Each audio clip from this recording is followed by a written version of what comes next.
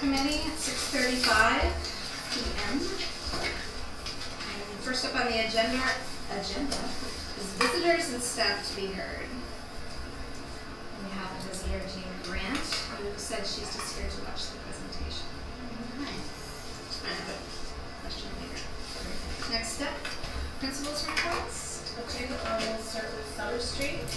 Building Great Futures honored CCSU Essential Art Educator Lori Rogel for her years of contributions to the development of our youngest children. For 25 years, she's dedicated countless hours to instructing and supporting our children, colleagues, and families, both at Summit and Hiawatha, so congratulations, Lori. Prudential's summer program Dig Into Reading included growing a garden at Summit, and game tables were added to the natural playground in the spring thanks to our talented students at CTE who actually crafted the tables under the supervision of CTE educator Charlee. To kick off their year-long learning, Amy Cole, in collaboration with the building principals at both Summit and Hiawatha, have established a series of professional development sessions with Sandy Stanhill. These will start August 22nd and continue throughout the year. I just wanted to read some public events for Summit over the next month. Thursday, August 22nd at 6:30 p.m. they're going to have their kindergarten ice cream social. Tuesday, August 27th from 1 to 3 is open visitation for all incoming parents and children to visit their classroom, and you can show up anytime in those hours. Wednesday, August 28th is Camera Day. They invite everyone to come in and spend the first 15 minutes with other parents and children before beginning the new school year. Thursday, September 5th at 8:15, they'll have their first all-school assembly in the gym. Tuesday, September 10th at 6:30, they'll have their natural playground meeting in the Learning Center. Tuesday, September 17th at 6:30 is their first PTO meeting in the Learning Center. They'll have their U.S. Constitution Assembly in the gym on the 19th at 8:15. A back-to-school open house and curriculum night on the 24th at 6:30. And their end of summer barbecue for parents, staff, and students September 27th at 11. Hiawatha School, their pre-K program received the highest marks in a recent assessment conducted by the Agency of Education. And Diane Sweeney, who is to be commended for her work with this. She just retired this past school year. Erin presented a workshop at the Vermont Principals Association Leadership Conference, and it focused on the inclusion of intensive needs children within community schools and featured a teacher team from Hiawatha. They have had 2 significant building renovations. The resource room is being renovated into 4 learning areas and offices, and their learning center is also being renovated. They'll be meeting in September. This will be announced, the meeting time coming up. To support their positive school climate, they'll be meeting with ad hoc parents. And some public events for them coming up. They'll have their annual ice cream social for pre-K, K, and new students on Monday, August 26th from 3 to 4. Their first PTO meeting will take place on the 10th from 6:30 to 8 in the newly renovated library. And open house will be on the 24th from 6:30 to 8. Thomas Fleming School, they've been acknowledged for their commitment to continuous improvement and received a letter of commendation from Vermont Secretary of Education, Rolando Bonasecca, for demonstrating more than a 10% increase in reading performance for other students with disabilities. 2 new building improvements for them as well. They have put in the new gym floor, and they have also worked on phase 1 in their learning center transformation. It's going to have a tech cafe area, a comfort zone, creative spaces, an auto book area, and they have redesigned their book stacks. And on their action plan steps, what I thought was interesting, the teachers were administered the 4th and 5th grade Smarter Balanced ELA assessments so they could gain on the hands-on understanding of the students will be expected to know and demonstrate on these tests.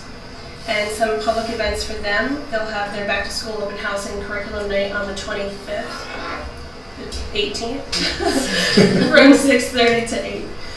And their PTO will be September 4th. So again, their open house and curriculum night is September 18th from 6:30 to 8. ADL, they were just recognized by the Vermont Secretary of Education as one of the 19 schools for performing in the proficient or above category in the NACAP scores in both reading and mathematics at 15 to 20% above the state average. Roger Bisson was named Vermont Academy of Science and Engineering Science Teacher of the Year in June. And they will welcome back Humanities teacher Amanda Eldridge. Along with their action plan steps, 13th, 5th, and 6th graders and 12th, 7th, and 8th graders participated in the math camp to target gaps. And they will be working with Bob Laird, a consultant, throughout the year with your teachers as well on math implementation. 2 things coming up for them: Parents as Partners meeting at 6:30 on August 29th, and their open house will be September 12th at 7 p.m. Thank you. And Tom Bochansky and his, something I'd like the board to know, acknowledges school secretary and the hardworking custodians who are working so hard to get ready for school. And I'd just like to send a thank you to all of our school secretaries and custodians. I'm sure they're putting in the hours. But we enjoyed the last few days. Do we have any questions, discussion? So next up is a review of mental health services. Erin? Sure. So thanks for inviting me here on this topic. I actually created a website that you can go to that has the information that I'm about to present. And the web address is goo.gl/B, R 9, V, lowercase l, number 4. And that's just a shortened URL for a Google site that I developed just to give you a set of information, but also provide you some links if you choose to go deeper into the conversation later. Mental health, the intersection of mental health and education is really becoming more prominent day by day, it seems. I actually came back from a training today where I did a special education training for all of the social workers for Chittenden County at the Howard Center. Our collaborative with the Howard Center runs deep, and we have a long history of work with them from a multitude of perspectives. When children come to school with mental health challenges, it can certainly impede learning. The statistic is that 1 in 5 children between the ages of 5 and 18 will need mental health care at one point or another during their time in our school system. That doesn't always mean special education. Certainly, there are a lot of services for children in our schools that provide early intervention as opposed to just significant intervention for children who may have needs to the point of becoming eligible for special education. Schools have focused on wellness, certainly. Mindfulness is a topic of conversation, and curricula that really consider ways to build skills for children that provide them the skills needed to regulate their internal emotions to be able to be ready to learn. As you might imagine, if you can think of yourself in your most agitated state, something that made you upset, and think about sort of existing in that place regularly and then trying to learn up and over it, reading and math, which may have absolutely nothing to do with what's created the challenges for you. You can imagine how challenging it might be for a child who is struggling with something going on for them. I wanted first to tell you about specifically around Essex Junction services that they provide in our schools. We have a fairly large number of social workers in collaboration with the Howard Center. Some schools, the high school, for example, has as many as 3, and then the Essex Junction School District, Hiawatha, and Summit share a 1.0 social worker from Howard Center. There's a 0.6 social worker at Fleming, and then a 0.8 social worker at ABL. We pair funds and match those with Howard Center to provide those services to our students. And they can serve any child, but kids have to become open to Howard Center to be able to access those services.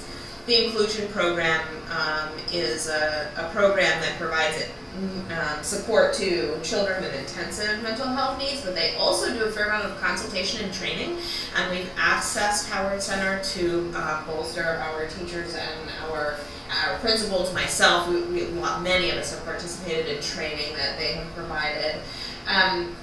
They provide autism consultation and training for us as well. One of the major services that Howard Center provides, and I just can't say enough about it, is a program called First Call, where schools can actually call Howard Center if there is a child who's in crisis, and they will send a clinician out to our schools to provide a level of review and assessment to help decide what needs to happen. They provide support to families. It's just amazing, and it's free. We don't have to pay anything for that. That's a service that they provide. We have a number of intensive programs that we can purchase from Howard Center at a much lower rate than we would pay if we had to create the program ourselves. That's especially true if children are Medicaid eligible. That includes the inclusion program, which is a placement of a highly skilled behavior interventionist with a student inside of a mainstream classroom. They can do the same thing with autism. They have a number of alternative placements called therapeutic milieus, or alternative schools that provide services to children with mental health needs and emotional challenges. We collaborate regularly with Howard Center around leadership. Our group of special ed directors meets regularly with their group of leaders to look at the needs of Chittenden County and consider how we might meet those needs. There's a leadership team called Access, and I actually represent the special ed directors on the Access team. It's a leadership team at Howard Center and with other providers of services in the county, and we collaborate there. There's also what's called a local interagency team and a 264 process, where we come together and develop plans that cross education, mental health, as well as DCF and juvenile justice if those pieces are in play for a student. So that's another source of collaboration. I'm going to offer people an opportunity at the end to ask questions as well. But those are the services that are provided by Howard Center. I wanted to talk with you next about the services we actually provide in the school district separate from Howard Center, because there's a fairly long list of those as well for children who are experiencing mental health challenges. We provide psychological evaluations, risk assessments, functional behavior assessments, which are specifically assessments around behavioral challenges that may result from a mental health issue. We do a lot of behavior planning, so we develop behavior plans for children to help them learn the skills that they need to be able to be more independent in their self-regulation. There's a fair amount of administrative intervention for teams, for children, and for families that happens with principals. We also provide case management, both in special education and outside of special education, through our learning specialists for children who experience mental health challenges. Again, that social worker piece I included on this list because we pay for about half of them, so it seemed appropriate to include that, as it is something that we invest dollars in. We provide school counselors. There's a behavioral specialist at ADL, and his sole focus is around children who struggle with emotional challenges. We provide a fair amount of paraeducator support to children who have mental health challenges. Paraeducators tend more to be used around behavioral support and supervision, because we really try to ensure that our reading and math instruction is done by certified professionals, and so a lot of work with paras is around implementation of behavior plans, for example. The Essex Junction Succeed program is a new program that is a replication, although at a lower level of care, of the inclusion program at Howard Center. We have a school psychologist who oversees 8 behavior interventionists, and the behavior interventionists apply pretty complex clinical behavioral plans around a child and a teen in the classroom in Essex Junction, and so that's an intensive program. It's the highest level of care that we have available to us in what we create in our school district. Anything above that ends up with Howard Center typically providing under the list of services that I showed you. We have social skills groups, we have friendship groups, we have proactive programming like Second Step and Responsive Classroom. We're looking at the Mind Up curriculum, which is a mindfulness curriculum. There are some educators experimenting with exercise and emotional regulation in our schools, so looking at how small bursts of intensive exercise can improve self-regulation to be able to be ready to learn. We also have a position called Social Support Coordinator inside of Hiawatha, Summit, and Fleming. This is a position that is focused on supporting our schools around social functioning and emotional regulation, and support individual children who may struggle with that at any given time. The focus is always to ensure kids are able to continue to access their math and reading and all of the wonderful instruction that they get, music and art and PE, and the social support coordinators will often identify particular children who have challenges at any given time and do some proactive work to try to reduce triggers and to increase participation in all of those programs. We have a number of students who experience something called social cognition instruction. This is an instruction that looks at teaching children how to understand perspective taking and understand what others are thinking about things that they might do or not do, and then how to incorporate that into their understanding of themselves and others in their educational environment. Michelle Garcia-Winter is the person who developed this line of thinking and has a whole curriculum around it, and we do provide instruction in that area. We have children who access mental health therapy. Howard Center provides a free clinician to many of our schools, and kids can actually access individualized therapy at the school. We also have a number of clinicians who we refer out to where children receive therapy. And then there's teacher training, which is ongoing, as well as paraeducator training. We train all our paraeducators in de-escalation skills so that they have the ability to know how to intervene and support children in de-escalation if they become escalated. Teachers have had a multitude of training. In particular, Fleming, if you look at their action plan this year, is focused on trauma and social cognition as their focal points for their school action plan. And there are a number of other teacher trainings that have happened around mental health challenges. The educational support teams, 504 teams, and special education teams all have those categories of teams all have children who struggle with mental health challenges and team around that issue regularly to work, again, to be proactive. We do have a crisis team at each school to help manage a mental health crisis should one arise, and it's not on here, which I could certainly add, is our child protection teams, and those are teams that come together if there's a report of concern around abuse or neglect or anything that seems to be at the level of crisis, and the child protection team will come together and meet and decide what needs to happen based on that. So those are all things that happen inside of the Essex Junction School District that are separate from Howard Center to support children with mental health needs. I have another link here that gives you an overview that I already talked about around the Succeed program in Essex Junction, and provides you with a link to the program design document if you're interested. I won't go into it in depth here, but it provides you the roles and responsibilities of the special educator, the teacher, the behavior interventionist, the school psychologist, the school principal, inside of a team that wraps extensively around a child who may be struggling with social emotional issues. So that is the overview of mental health services in Essex Junction. Approximately 38% of children who are identified in special education in Chittenden Central as a whole have some sort of mental health diagnosis that's part of their qualifying disability category, to give you an understanding of the percentage of kids who are struggling with these kinds of issues that are accessing services in our system. The number's climbing. I would say anecdotally that the challenges seem to be getting more pronounced. Crisis happens a little more frequently, although not dramatically more frequently than in the past.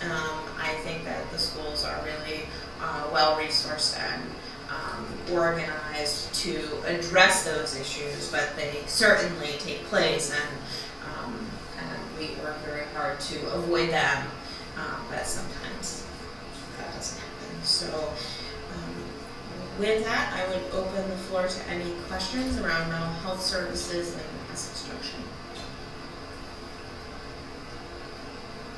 I think the one I have is, right now we don't have a psychologist, a school psychologist.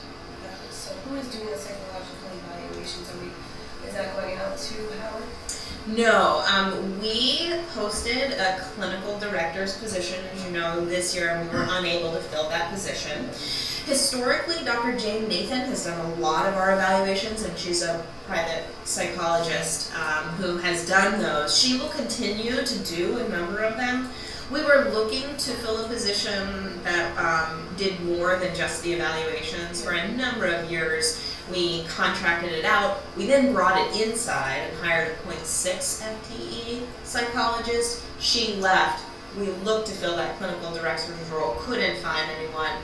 So we will be using contracted service providers. Dr. John Donnelly, who is another psychologist who we have used a number of times in Essex Junction, has agreed to do some more backfilling for us, which is fantastic.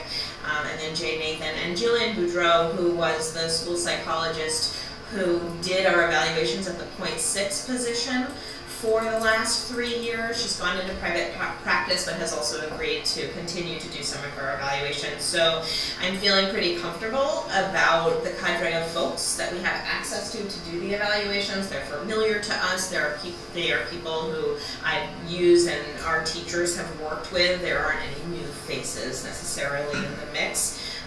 We're hopeful that during this budget season we will continue to talk about that position and reopen to see if we can find someone. Question. What's been holding? What's prevented us from filling that position? I would say probably the qualifications that I'm looking for. So I was looking for a PhD psychologist who also had school psychology, and turns out that that's a rather rare breed. So it's not the money; it's no. just finding the skills. Yeah, okay. It's the skill set that seems to be a challenge. I may do some more thinking this fall about what we advertise for and what we look for to see. We advertised in the American Psychologists Association website and their magazine, their publication. And that didn't pull anybody either. But it was also late in the year when, so maybe if we get out there earlier, maybe we'll be able to find someone. I'm hopeful. But what's very, very important is that we hire correctly because of the impact and the number of students that would be impacted by programming decisions and evaluations from the person. So we will work hard to make sure that that's the right fit. Is it possible to split the position into two separate, part-time positions if you can't find one person with this? Yeah, there are some possible configurations we can think about, definitely, and I'm open to all of them. If we could find two people and look to split the responsibilities, maybe that would be a possibility. Right, but hiring part-time is a difficulty. It is hard to hire part-time. It's tough because the mental health system sits separately from education, and yet our needs in education to address mental health issues are growing, and it really starts to beg that question of most of the people that do this work in the mental health system, right? So. But do you see a cause behind all this increase in the need for the services? I mean, I think we have seen an increase in children who have experienced trauma. So I would cite that as something that is happening. I think that there are more families who are struggling, and whether that's about the economy, whether that is about cyclical challenges. You know, mental health issues can be caused from all kinds of things. They can be caused environmentally, they can also be caused genetically. And so it's hard to put your finger on an exact point that is creating the increase. But as a child experiences a more chaotic home life or experiences traumatic events, the likelihood of mental health challenges increases. Certainly thinking about early intervention and family supports is a wise thing to consider, because the cost over time of untreated mental health challenges for school districts are profound, to say the least. These placements are expensive, this is something I've been saying a lot lately in many different places, but by the age of 5, which goes into my next topic with you all this evening, kids' brains are 80% developed. So by the time they enter kindergarten, that's where they are in their development. Certainly there's lots of room to grow, and there's always ways to treat challenges that have happened and address them in ways that can cause them to dissipate and be non-issues for kids. I mean, I see therapy work on a regular basis. I see the programming that we do work really well. But I'd rather see kids not experience those issues in the first place. And things that start at the age of 0, 1, 2, 3, when they're caught at 6, 7, and 8, look different than if they were caught at 2 or 3. We have a whole cadre of folks working on birth to 3 in our Parsi partnership. I can explain more about that if you'd like. But there is a level of service provision, 0 to 3. Sometimes mental health issues can hide a little bit. There's a stigma to them that people don't necessarily want to put forward. And so that can sometimes be a barrier. When we did the community safety dialogue night, the number one concern for our community that came up was mental health across the board. And that wasn't about school, that was about our whole community. So certainly it's a focus of a lot of people and a worry about a lot of people. I feel like we're doing a lot. It is a community-based issue as well, not just schools. Although we're certainly a part of the solution. Do we do anything to help the kids or reach out to the kids who are dealing with family members with mental illness, not necessarily their own, but go home to it and have to, Deal with that. Yeah. Mm-hmm. Is there? We don't have any formal programming around that. I do know that there are a fair number of social work referrals that sometimes come in from that perspective, as opposed to a specific student mental health challenge. Mm-hmm. So there are social workers who support families beyond just the child. So there is some of that. Although we don't have sort of and we're talking about screenings, right? I mean, you can screen large populations of students for behavioral and social emotional challenges. We don't do that right now, but there are tools out there that you can use for that purpose. Got a question. When you throw the word trauma around, I think of trauma as sexual abuse, physical abuse. Mm-hmm. It sounds like in your discussion you're considering like a loss of a job within a family. You mentioned financial. Could you give When examples I of said what you economic consider challenges, I would describe that separately from trauma. So did Trauma you give, is more profound and pronounced. It's what you described: sexual abuse, domestic violence, emotional. There can be certainly a level of emotional abuse that I would constitute as trauma, but I don't consider poverty to equal trauma. That's not the case. There are plenty of really wonderful families who have great parenting skills who don't necessarily have a lot of money, and so it's important that we don't make those those things the same. Certainly economic stress can be challenging for families and for children. I wouldn't describe that per se as trauma. Does that answer your Yeah, question? that does. I have a question. You mentioned mental health therapy, and I know appointments are very difficult to obtain after, 5 o'clock, and everyone wants them at that time. So it's very challenging for these kids to learn. Are they also being pulled out weekly from school for appointments outside of the school? Sometimes. If you read psychological evaluations on a regular basis, which I do, you will, for children who are experiencing issues that require therapy in order to access education, and they can't get there after school, you'll see more learning from a child who experiences therapy once a week, even if they have to miss something once a week, than if they don't. And so, while we don't ever want children missing opportunities, getting them ready to access those opportunities to take full advantage of them is really important. And so we do that sometimes. Yeah. And the therapists that are available within our schools too, that's been huge.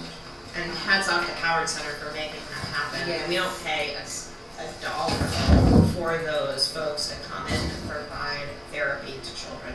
And that really helps with parents that have transportation issues as well. So. Yeah. Although Erin would probably not take any credit, that list that you saw of services within our school has grown tremendously under her leadership. It has been amazing to see the Succeed program meeting so many in-house needs now. And I think our schools do a tremendous job of keeping our kids in our schools and in their classrooms and wrapping them tightly with services. And the teams have grown in their ability to do that, and our teachers have grown. So there's a lot of support, but it does, the growing need is real.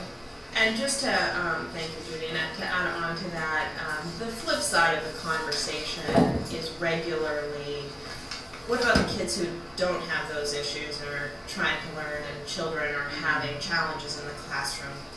And I don't want to walk away without saying something about that, because that certainly is a question I get asked on a regular basis. And what I recently met with a faculty about that exact topic, and our society has people who struggle, and certainly we don't want a situation where kids are repeatedly having their learning interrupted by one child over and over and over again for long periods of time. But to learn to be able to cope with some of those challenges and have that happen once in a while is something that we look to have be a learning experience. But to say that kids will never go into dysregulated states in classrooms today is just not real. And public schools serve all of our children. We have that obligation. We have that moral and ethical philosophy to do so. And so we need to work to find ways to do early intervention so that happens as little as possible, have good systems in place for when it does happen to help children if they have questions about it, and to ensure that we are as safe as possible. The goal is always to certainly keep aggression out of our schools, to keep bullying reduced to as little as possible, and to encourage kids to let adults know if they're feeling uncomfortable, because that's really important, and we need to address that as schools as well. So I want to say that that's important too, and that we work hard to make sure that we stay balanced in our perspective, and that we know that that's important. Is there any kind of threshold or clip level where it's deemed a child is too disruptive on a regular basis to a class that they're impacting the other children?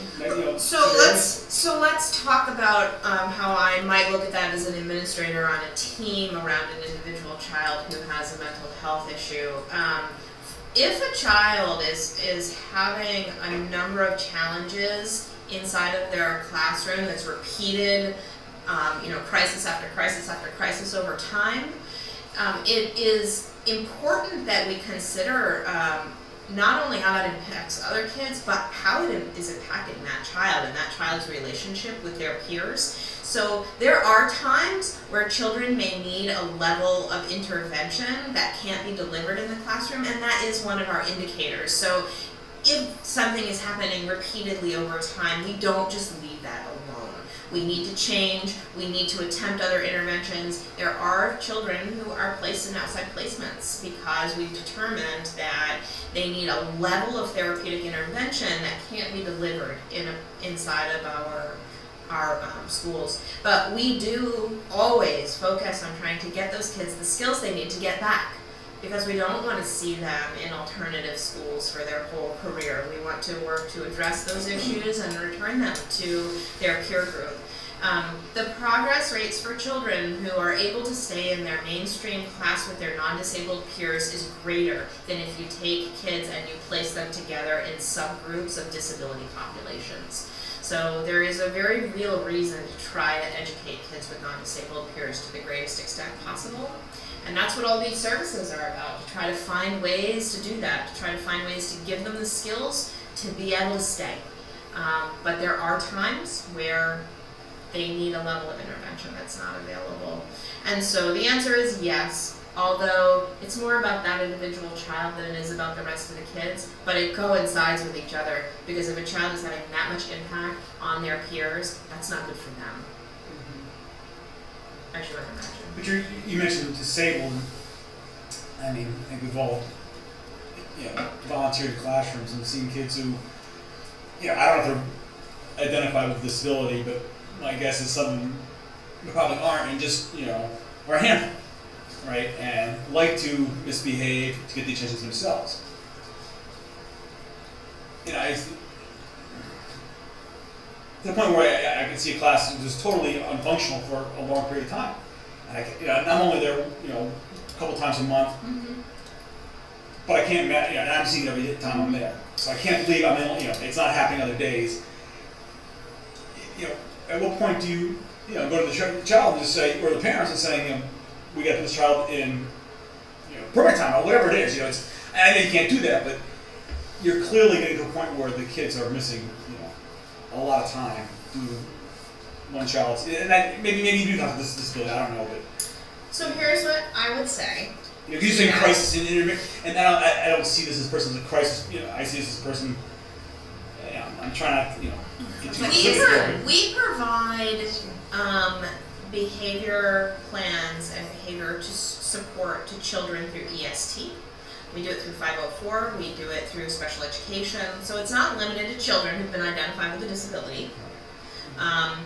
The important piece is that there is a team of educators working around the student and changing intervention if it's not working. So, you may try something for a period of time that doesn't work very well, we need to try something else. If children are having a level of behavior, first I would also say, children behave because they have an unmet need. And children bring their best. Their best may not be what we need as adults or other children in the room. But I think if you come at it from that perspective, then it helps you know there's an unmet need and try to figure out what it is. So I've never met a child who is having behaviors that you might categorize as malicious, that I would say is genuinely malicious from a child. I don't believe children are intentionally malicious. They may be having behaviors that look like that, but it just isn't part of being a child. So that said, there are a number of early intervention systems and refer. When people are having a challenge with a student, they should be referring.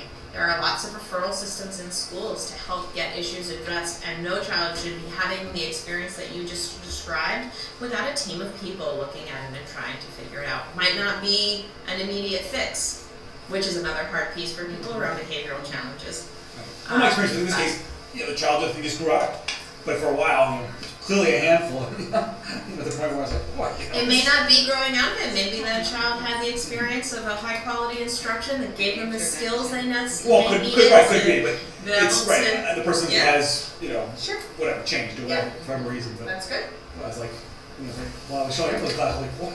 I was like, that's a challenge, but it's also a disruption to the other children. And whereas the break point where you say, okay, it's not always the needs of one outweighs the needs of everybody else, right? At some point there's a break where. Well, and you heard me describe how that gets managed.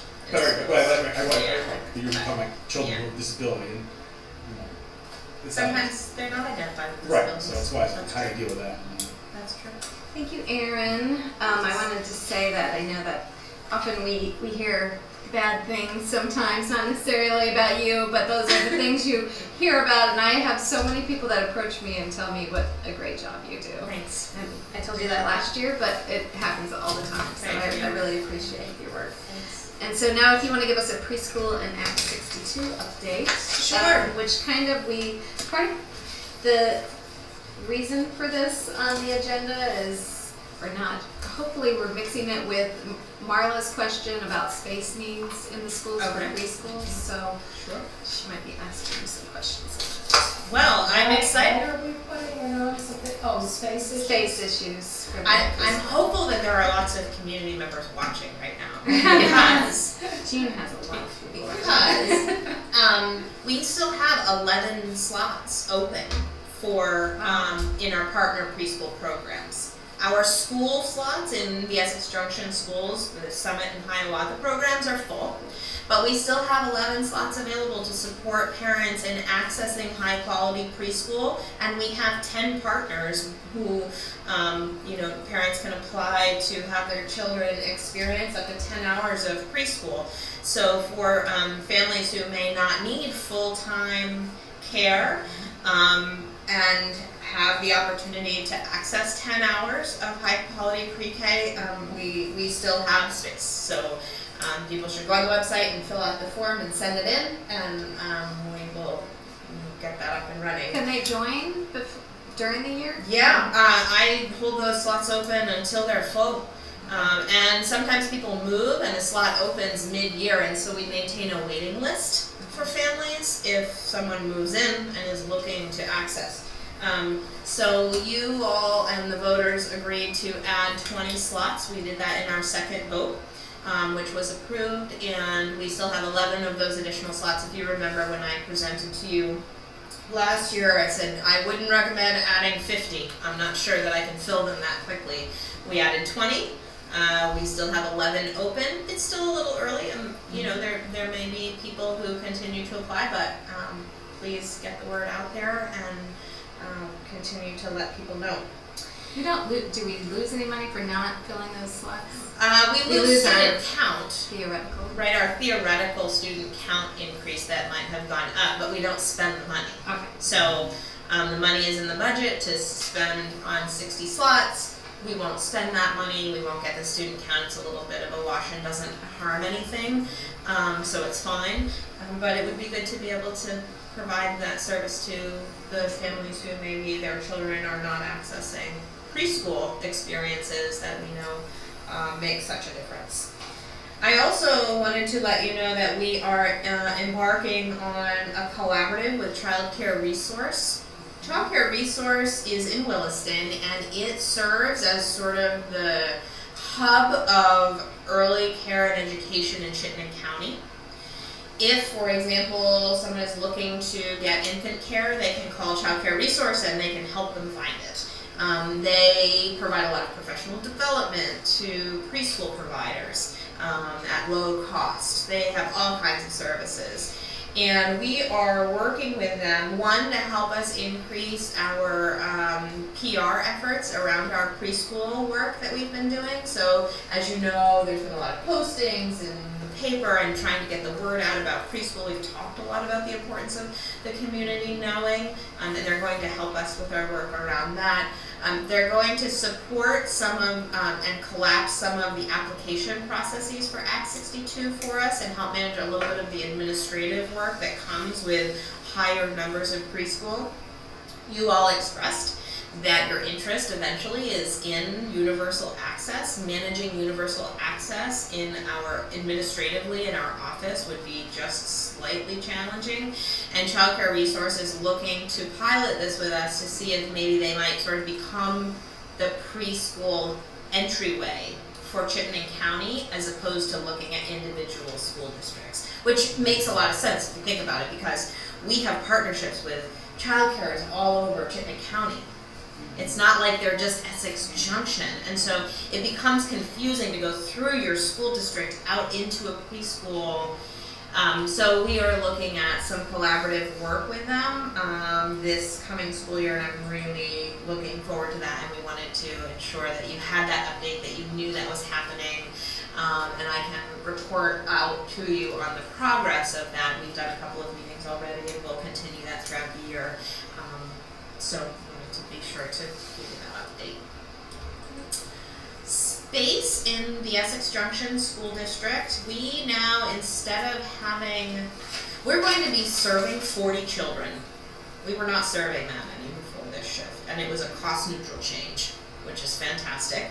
So Hiawatha and Summit now each have their own programs. They have a morning program and an afternoon program, 3 days a week for each. So there's 3 days in the morning and 3 days in the afternoon, 2 separate groups of kids, 10 kids in a group with a teacher and a para. There are some children who have IEPs in those programs, and there are also non-disabled peers. We keep about a 50-50 or less ratio, and we still have families who are interested in that program, but that one's full. I think people are interested in having their children in the schools, right, earlier, to get them acclimated. It's not a full-time program. It's not daycare by any stretch of the imagination. It is definitely a big preschool program, and so that's been really a positive experience. The space itself is being worked on by the preschool teachers. They each now have their own space, so there won't be any flip-flop back and forth of staff, which is something that we were happy to get rid of. There won't be any time wasted sharing, like carting materials back and forth and travel time back and forth. And the teacher in each school will be able to be a full part of the continuum of that school. So those schools will truly be pre-K through 3 at both Summit and Hiawatha in a much more sort of comprehensive way. And we have a preschool space at Hiawatha, and we have a preschool space at Summit. That also hasn't changed. We've had those 2 spaces. It's just that one program jumped between the 2. Now we have a program here and a program here. We're making better use of space associated with preschool, and we're serving more children, and we're not spending more money. So who will be the teacher at Hiawatha? Who will be the teacher at Summit? Lori Riddell will be the teacher at Hiawatha, and a woman by the name of Charlee Underwood has taken the position at Summit and will be joining Summit as the pre-K teacher at Summit. She comes to us from the Richmond School District.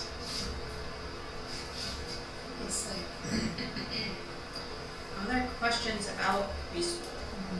No, the issues I have regarding space are total school issues. When we tour the schools, I think Summit is looking extremely crowded.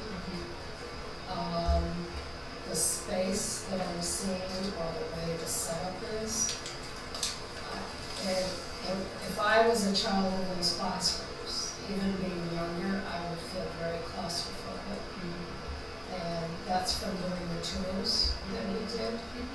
So I worry. Space is a premium for sure in our schools. That's true both at Hiawatha and Summit.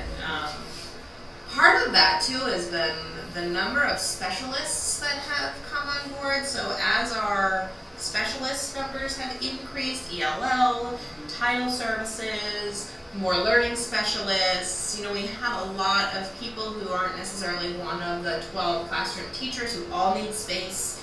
You have individual children sometimes who need their own de-escalation space, which can put pressures on the space. So it's, it's true. It's definitely true. Well, an example is when doing this, and I'm not just picking on Summit.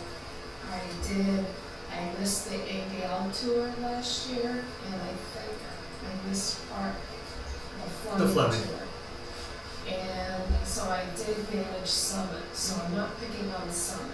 But as an example, when we're in one classroom and we're being given a presentation, there was like one student that had almost 2 adults working with them, then we had another adult in the same classroom that was not the teacher. So you take those students in that classroom and you take, besides the teacher, 3 other adults in there and a large wheelchair, and you're looking at very crowded, I thought, conditions. So it's not just the student, like you said, I think it's the specialist piece. So I just keep bugging the board. We need to start looking at space in the schools, and it's not that we need to add on to have more classrooms. I think we need larger rooms or something. I think education has changed from what I see. The last time I was on the board, I see a big difference. So I just think we need to move with the times and have the schools proactive.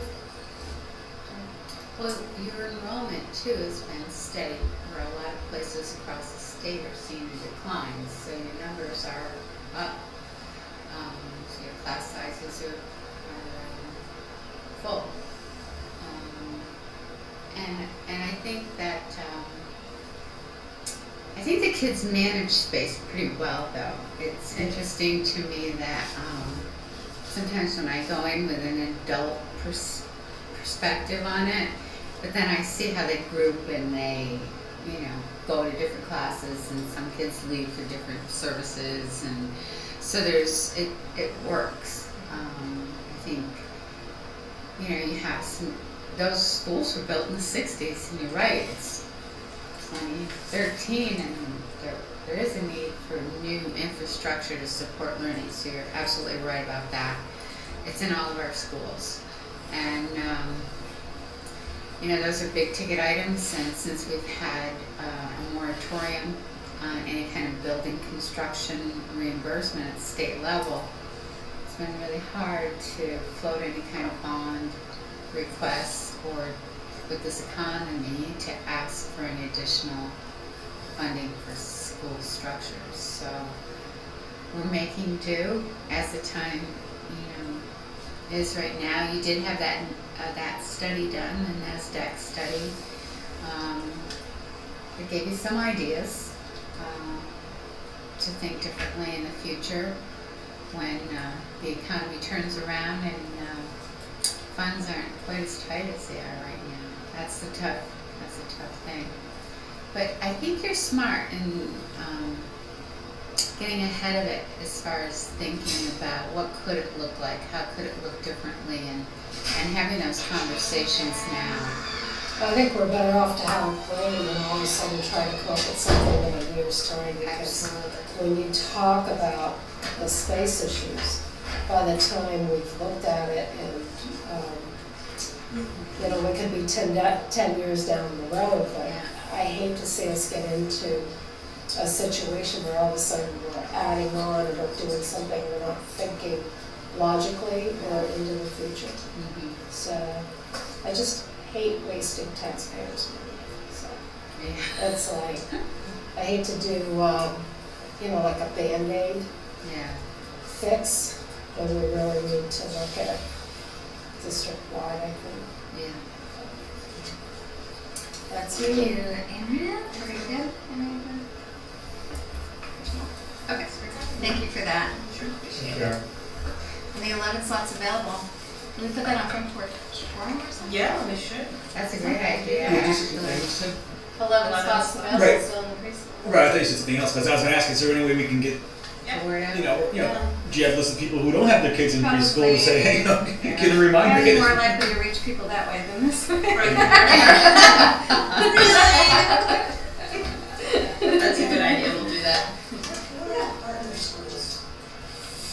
Are you asking me for the names of them, or so You're just No, we up don't at go preschool. Heartworks. Heartworks, the Children's Preschool and Enrichment Center, EJRP Preschool, Discovery Preschool in South Burlington, the Children's School in South Burlington, Trinity Preschool in Burlington, Burlington Children's Space in Burlington. There's 3 more. Oh, that's okay. I was impressed by the 8. Pretty Short-term memory. Now I'm feeling bad though. I was like, Yeah. EJRP. I think you So, it's terrible. Yeah, Those, I'm not really clear about Act 62, I guess, and some. Well, I'm going to show you the website, and it explains all about Act 62. And here are our list. So Williston Enrichment Center and Stepping Stones Preschool with an L on the end typo. So those are all of our partner schools here, and this explains Act 62 and what it is and what it does, and so you can always go to our website to get that information, and also preschools who want to enter into partnership with us, what they need to do to be able to enter into partnership. So every year we receive requests and go through a process to review and agree to partnership with individual preschools in our communities. Is this the first year? Like these Oh, schools are partners? Nope. Our oldest partner is now 8 years old. Now, are any of the slots being held for like a specific school, or they're all okay? It's parents' responsibility to go get a space in a partnership preschool and then apply to us for funding. Some preschools require people to pay for it up front and then get reimbursed, like that's what Heartworks does. Other programs actually do month-by-month tuition reimbursement or tuition reduction. So it just depends. There are schools in East Hiawatha that will send information home to parents about this. Yes. And I wonder if the other schools are doing They that do. as well. Yeah. Although I don't know that APL has like notes home the same way, but Fleming, Hiawatha, and Summit Oh, all no, I send. mean, the other schools, the other preschools that still have the slots, like those schools. Yes, they are aware. Yeah. All right. Thank you. Erin, I'm sending you a link. If you could, I'm from Portugal. no, I'm sending you a link via email on that website presentation I was going to do. So where you can Yes. follow it up. Thank you. So while she's doing that, reports from board task teams, communication. We haven't met in. Communication. Oh, I'm sorry. I'm not thinking policy. I'm sorry. Oh, I was gonna say. That's all right. Well, Jen looked at me. I was like, okay, I'm policy. Okay, policy. We've no. got a communication problem. Right. Jen gave me the eyes. I assumed we were talking policy. Just have to panic. That's right. Communications, we met, I don't remember the date, but it was, I think the early part of August or the end of July. And one of the things that we talked about was kind of identifying some themes for communication. And one of them is board professional development. And so one of the things we're looking for, I guess, kind of feedback from board members is possibly a new evaluation tool for evaluating the board. I know we've used, I don't remember what the name of it is, but we used a particular thing for a couple of years where we were asked about 10 or so questions, and to say how we feel about how we're doing this thing. So the self-evaluations Yeah. versus, okay. Yeah. So that's one particular thing we're looking at. Another is looking at getting the board members into some more community involvement, engagement opportunity things, and so here with the beginning of the school year, one of the things that we wanted to touch on, and Jen listed them all out in the principal's reports, but is all of the open houses. And so I'd like to see if we can tonight even kind of nail down who's going to attempt to attend the various open houses. And let's just start with ADL, which is September 12th. Now, I'm going to be there as a parent. Right, ADL and I'll be as a parent, so the other three I'll do, but ADL doesn't. But Bill goes yeah, back. so I don't know how it works if it's in the case of Dave and I, if it makes sense to do it as a parent and as a board member. No, you should go as a parent. Yeah, you can't do both. I mean, that- Right, that- yeah. It shouldn't. Makes sense. So, anybody else? I see. Well, we have the post-meeting communication opportunities at the end of the meeting. Right. Isn't that when we'll talk about that? Well, I was just trying to get it Oh. nailed here. I mean, it's whether we do it at the end or right now. It's Plus it gives someone else time to. yeah. If, I we don't- can do if we ADL, can't, if we can't decide right now, I mean that's fine. We'll just pencil it in, and I'll send out a note reminding to say we haven't decided on this particular one yet. So Well, that's for fine. instance, I'm not sure if I heard all the dates, but Hiawatha and Summer Street are the same night. Right. Heart and Soul is the same night. No. Well, as- that's, I'm gonna get to all those things. I just want to start with ADL. Then the next one is okay. So Charlie said she could do ADL. No, but Heart and Soul is the same night as an open house. No, it's not anymore.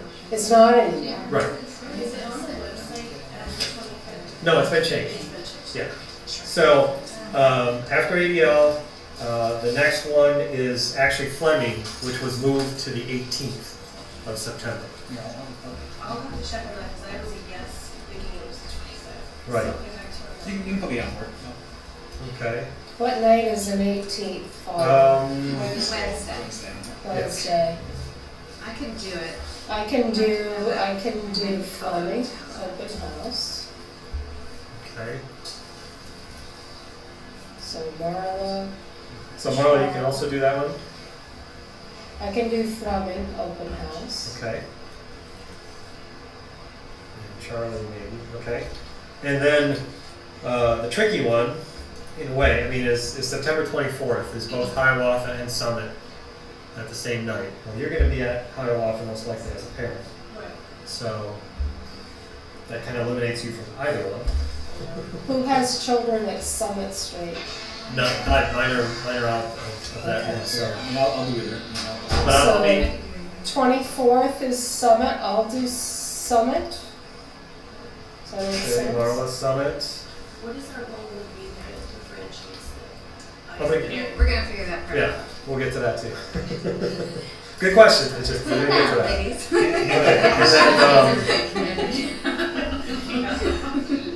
And then, okay, so Marla, you'll go to Summit. Dave, did you say, Either one, it doesn't matter. okay, do you want to do, Yeah, I don't. I say go do how I want it because I hardly ever get over there. So okay, I'll put Dave down for Hiawatha. 24th, I kind of like to do Hiawatha as well, because I don't spend as much time there. I spend more time Not at Summit. that spending Sunday. The renovations are amazing. Yes. Very nice. And, okay, so with the open houses, one of the things we also want to decide is how is our presence? How do we want to kind of manage that? And I guess one of the things I was thinking of was it somewhat depends on where the location is, because I understand AEL has a specific time where they bring in all the parents together, and that perhaps is probably the best time that we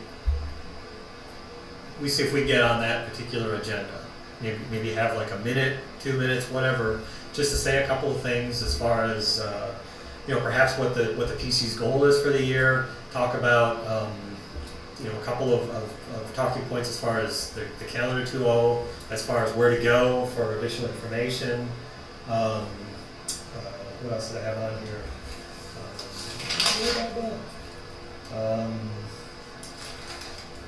Talk about how the website is going to be undergoing a facelift. That'll be out there end of September. So it'll look a little different from those parents who have gotten used to how the site is now. There's going to be a slight change to the layout.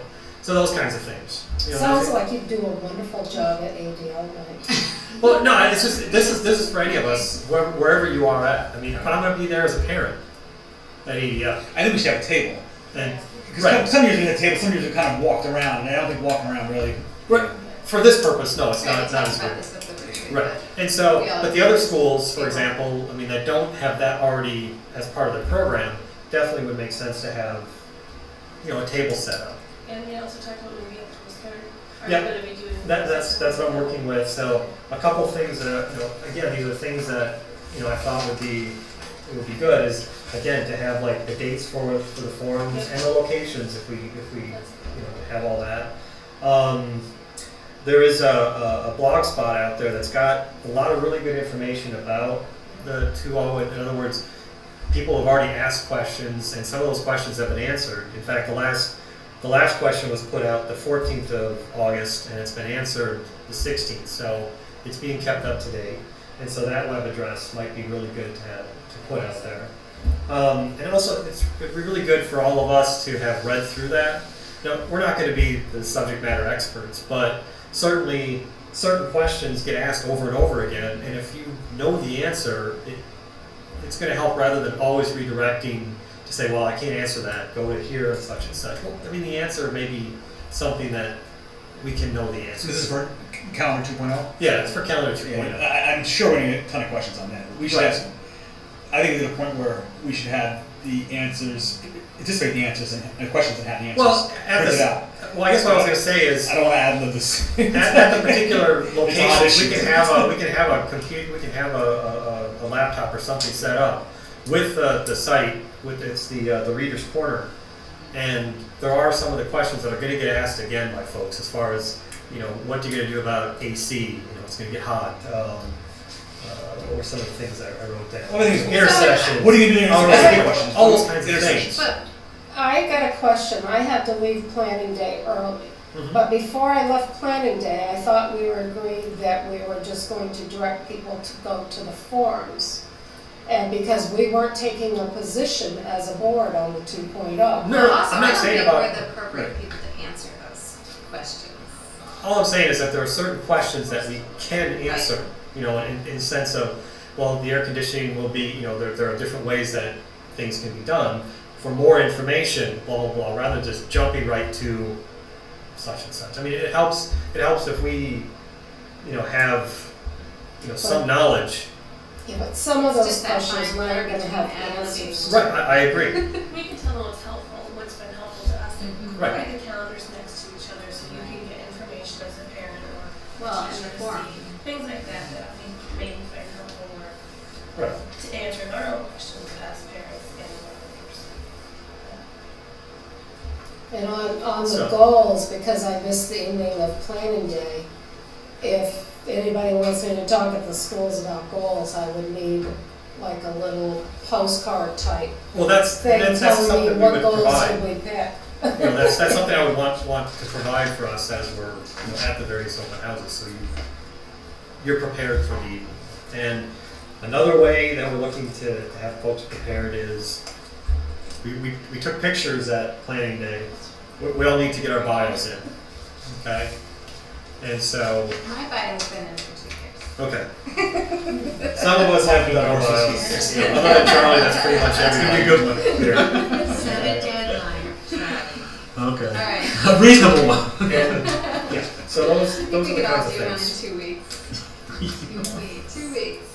Do you want to, where do they send their bios? Sending them to Cindy. Just send them right to Cindy. Yeah. That'd be great, so your bio sheet will Send out an email reminder. And if you need any ideas of what to write or kind of how to frame it or whatever, take a look at the bios that U46 and Westwood has already done. Okay. So it'll give you a pretty decent idea of what to put in. Okay. Anything else? I feel like there's something I probably missed, but So you're still working on the cards and the information. Yes, and yes. what exactly we're doing on this. right. And we will just see more information on it. But the sooner we have everything together in terms of like the bios and that stuff. Did we say who's going to ADL open house? I know Um, I'm going. Charlie was the only one. Dave and I are going to be there, but we're going to be there as parents. I mean, obviously, if it need be, we can be a substitute and wear both hats. But Because the open house, the parent is engaged the whole time. Because Yeah. they also have student-led conference where you're there only for, that's different, okay, just want to make sure. So you two were there as parents, you're not yet, right? No, she's Hiawatha. So if your schedule frees up and you decide you can go with that. And I'll get a lot of these things out to you guys. Okay. I think the third thing you maybe were thinking about was the September 20th, that part. That's it. There was one other thing was, we've been invited to the Heart and Soul Summit, the 25th of September. I'll be there. I'm going to try to be there. I guess I gotta I will try to be there. Well, I'm there because, I do think it would be nice to Remember see. the I family usually try to go to those, and I would like to see that Yeah. some of us show up. They're On a regular anticipating basis. around 300 people, and dinner is going to be served beginning at 5 o'clock, and Bob Clifford is providing the meal. And they always do a really amazing job, and you never know what you're in for, and I'm really uncomfortable at those things, but I always feel at ease, like almost immediately, and I think it's really interesting to see all the things going on in our community that you really have no idea was going on. And I think It's really just amazing. those of us getting out into some of these various events. I mean, we all I think a lot of us struggle at times with being out in front of folks and whatever, and so some of these other events will give us some confidence to be out there, and then to look for other opportunities for us to be out there as board members. What's exciting about this opportunity is they're going to report out on all their findings and move from sort of this gathering of information stage to action. So they've identified values, and education was the top value this community identified. So it'll be great to know more about what they value and what they want to see more of. So I'm looking forward to it. I guess I'm confused with the Heart and Soul, the 25th, because what I read in their invitation that is in our ordinance, it sounded like to me they were looking for different community people to have tables set up. So what is the role? Are we going to do a table? Are you saying, Mike, you want us just to go and free flow and be there? Because when I read that, it sounded to me like it should be a structured thing that we planned on.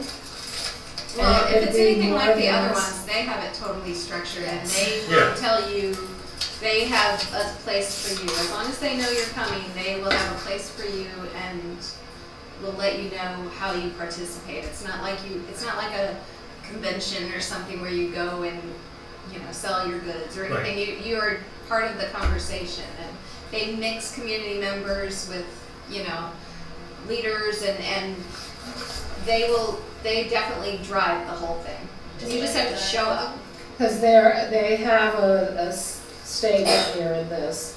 There will then be a 45-minute Heart and Soul presentation with additional time after for attendees to mingle with your organization. So when I read this, does it behoove us to be the CCSU organization, a part of it, or are we going to, how encompassing, if education is the piece of it, you want all of it represented. I'm assuming Judy's gonna be there. And so I think the chairs and vice chairs, or Judy, I think it'd be nice if you guys met and discussed what the plan should be. It's a good recommendation. Actually, I'm meeting with Liz tomorrow morning, so I can ask her. Okay. And then let you know what her thoughts are. It's all new too, so I think it's good to just sit back and gather information and see what your values. That's what I've done the whole time. That's what I would like to do. Yeah, and it's just amazing how they have it organized and how it's really effortless on our part. Just show up and, your opinions come out, and they take them and they gather them and they organize them and they make them, and it's just, Is it like the dialogue night? yeah, it's a lot like that dialogue. Right. But on the one hand, as a board, you're not going to stand there to give your opinion. I give my I opinion mean, as Charlie did. if people are coming to they have answer question session for 45 minutes. I'm not comfortable saying, this is how Marla feels about this. I'm going to feel totally different than Dave does on some things. Well, I think that you're assuming it's a question and answer to you, and I don't think that hasn't been what it is. It's We haven't been involved with Heart and Soul as a school district at all. we've always been invited. I've always gone to Right, but we're not everything. involved in terms of, we're not engaged with, the town, to try to find, any commonality. So should we even have a table there? I'm trying to think, It's not a table. okay, I thought you said we're going to have representations there from other organizations. And are we going to be there as representing an organization, or are we there just as, community members?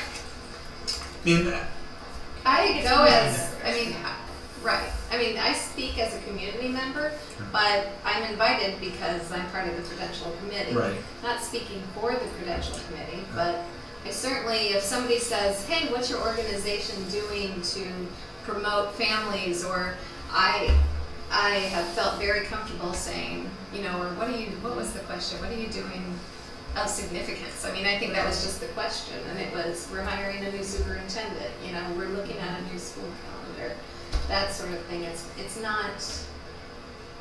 not been some probe into anything about the school calendar. Right. It's just.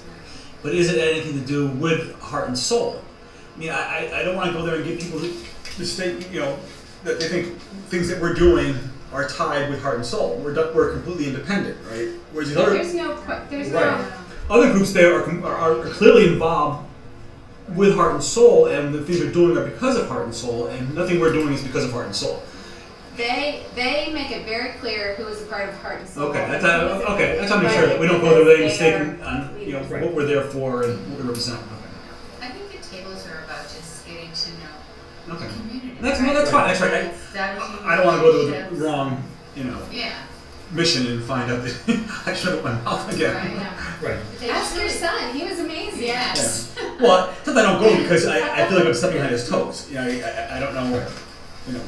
Sometimes he acts different around me than he does when I'm out there. So. He's like the president or something. And I'll follow up as well, just to get some additional information about that. And the last thing, as far as our board involvement and growing, knowledge and whatnot, is the two conferences, the VSA, VSBA Fall Conference, October 24th and 25th.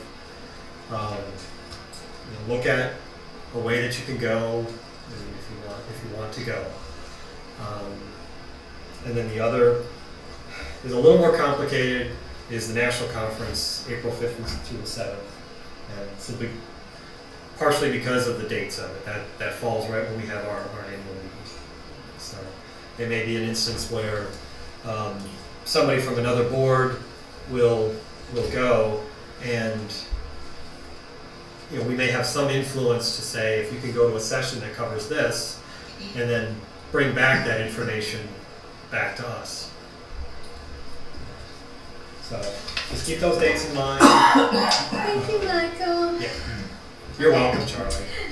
And I'll go through the other ones real quickly. Policy hasn't had any summer meetings.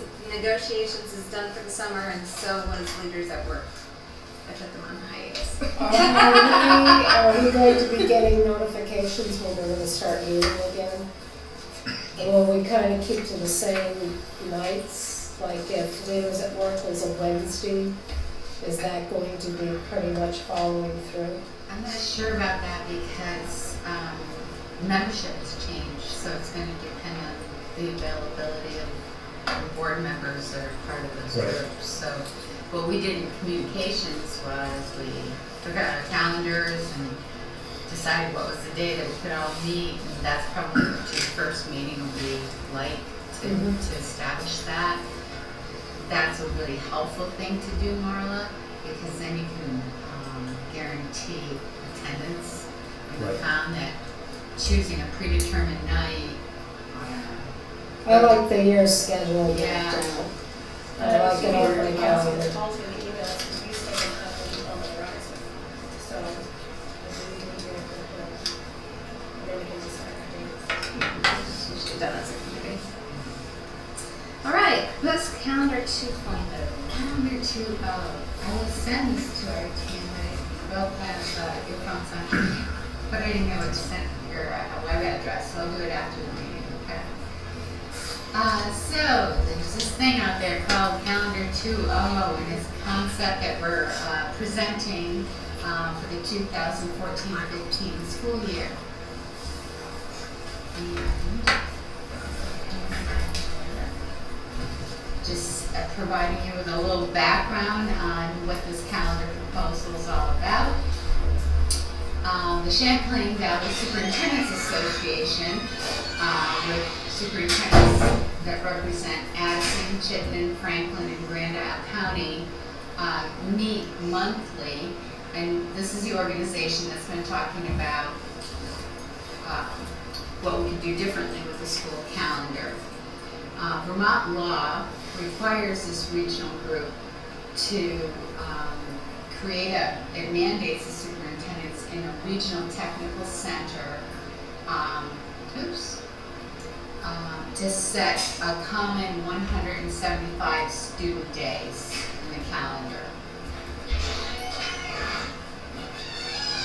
And the purpose of that is that we have 9 sending high schools, for example, in Chittenden County that send students to our tech center.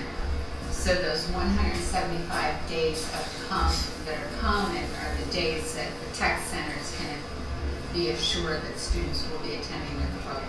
So that's the purpose behind it. So in 2010, CVSA charged a task force of 6 superintendents to review the current school calendar, look at some models that were in place around the state, and then recommend a calendar based on some agreed upon principles. And those principles came from the agenda for world-class education. Those guiding principles included supporting learning of all students, providing timely interventions and enrichments during the school year for all students, providing more instruction time and less time for review, increasing access to language-rich environments, and minimizing loss of learning.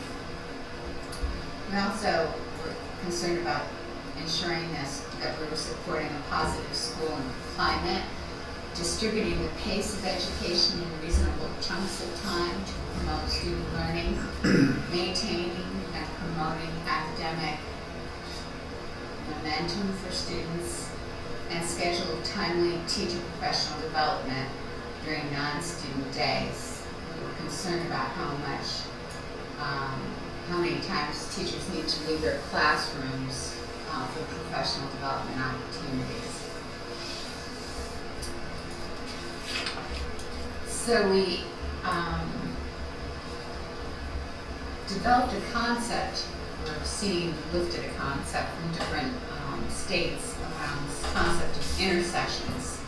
And we talked about what's not working and looked at these intersessions as possibly creating some possibilities. So Calendar 2.0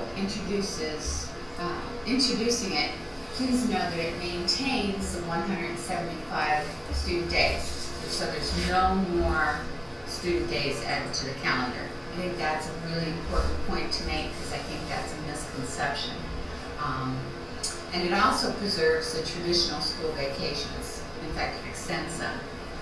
But there's not going to be anything dramatically different about school vacation time. It distributes student days more evenly, and it gives us an opportunity to possibly embed weather days that are pre-scheduled into the calendar so that we can create a more predictable end of the year. These intersessions are dedicated blocks of time that come from the current abbreviated weeks in our current calendar to create whole weeks. So if you look at it, you'll see that we've looked at the current calendar on your left for this year, the 13-14 calendar, compared to the 14-15 calendar on the right, and we've just taken the days where there'd be 2 days here or 3 days there, and we've chunked them so that they all create full weeks of instruction and full weeks of intercession time. So instead of having, one day here or 2 days here, those days have been built in over here to begin the school year on August 20th. So it would be 5 days earlier than when we start this current year. And it ends, this calendar has it end on the 9th. Now something I have to say here is that Essex Junction schools and the high school have 2 additional student days built into their teacher contracts. So instead of 175 days, we have 177. So what you see here are only the common days. So we would build in those 2 additional days. So typically, our last day of school would probably be the 11th if we build them in at the end of the year. And then if there's weather days, we end up extending this time.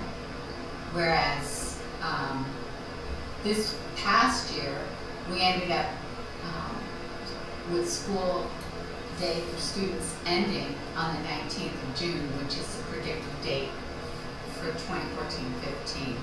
Because we had 4 weather days that we had to tack on to the end of the year, and in doing so, we sacrificed the 2 additional student days and swapped them into professional development days that we made great use of, but it was 2 less days of instruction available to our students. So what are some of the issues? Why are we doing this with our current calendar? Oftentimes we're experiencing learning time being compromised for students.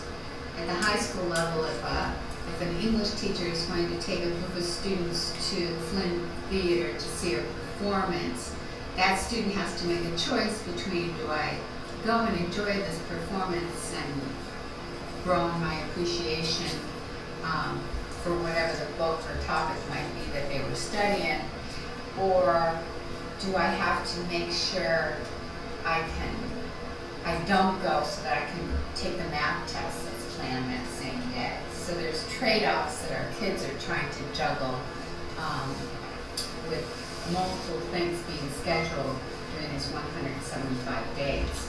We've also fallen into the need to create early release days. There are 4 in our calendar.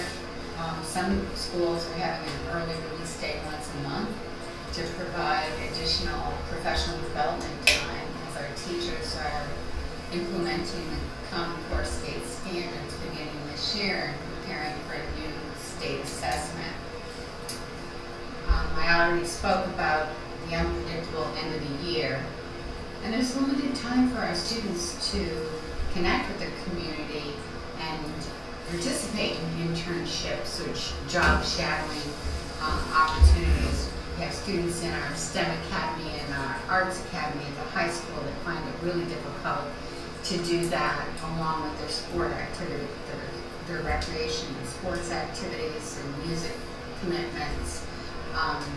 So it's just a lot that happens during these 175 days with little time for connections.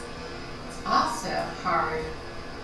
We're finding that there's high student absenteeism on these abbreviated weeks because the parents are saying, Thanksgiving vacation being an example, they could leave on that Friday and the students are missing those first 2 days of an abbreviated week to visit family and to have that important family time. It's also really difficult to schedule doctor appointments, dental appointments, routine appointments without missing school. I think you mentioned it earlier about trying to make therapy appointments and what a struggle that can be. Our tech centers are especially compromised because with the new, not that it's new, but the standardized testing program that's in place, the window for testing for kneecap in the fall is 3 weeks. And there's also, and that's for math and literacy. In the spring, our kneecap science tests are administered. That window is also 3 weeks. The 9 sending schools have blocked out their testing schedules based on their school needs. So consequently, during those 6-week periods of those 2 testing windows, we have students that are absent from the tech center because they have to be in sending high school for some of the standardized tests. So our tech centers, so our students are compromised to attend tech program. So what are some of the possibilities? And here we're being conceptual in our thinking. I don't want to overpromise that all these things are going to happen. This is some creative thinking about what we do during this intercession time. And we were hoping to think about, what about personalized learning? We're all going to be required to create personalized learning plans for our students. When will we have the time to do that, to have small groups of our students that are in advisories and track their performances and work as mentors to guide them? When is there time for reteaching and intervention? Sometimes, if a student has a misconception or needs more time with a concept or a skill, the pace might move faster than that student is ready. And summer school is the only time when we have dedicated reteaching time currently in place. When is there time to engage with experts? Some of you might have visited the Khan Academy, which is a math virtual site where students can go and practice their skills and engage with experts in that area. IBM has engineers that come into our schools, and that students can visit that site to learn more about engineering or some of the STEM topics.